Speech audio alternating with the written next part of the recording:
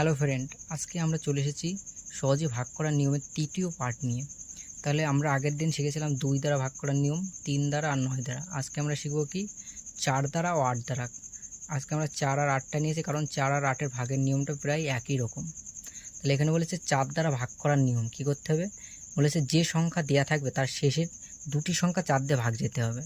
যেমন এখানে আমি একটা সংখ্যা দিয়েছি 523716, এখানে একটা আছে 42324। তাহলে আমি কি করলাম, শেষের দুটো সংখ্যা দেখবো, শুধু 4 দিয়ে ভাগ করে নিবি শেষের দুটো সংখ্যা, আর বাকি আগের কিছু দেখা লাগবে না।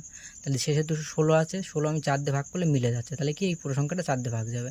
এই একই রকম এটা 24 আছে, 4 দিয়ে ভাগ করলে মিলে যাবে।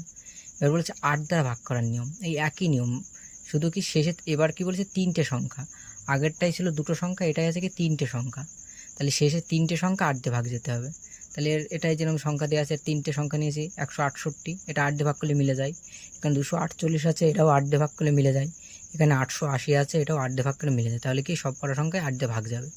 তাহলে বোঝা গেল 4 আর 8-এর নিয়মটা প্রায় সেমই, কিন্তু 4-এর সময় কি লাস্টের দুটো দেখতে হয়, আর 8-এর সময় লাস্টের 3টে দেখতে হবে। সে নিয়মটা কি শুধু 4 দিয়ে ভাগ যেতে হবে, এটা 8 দিয়ে ভাগ যেতে হবে। তাহলে দেখা হচ্ছে আবার পরের ভিডিওতে।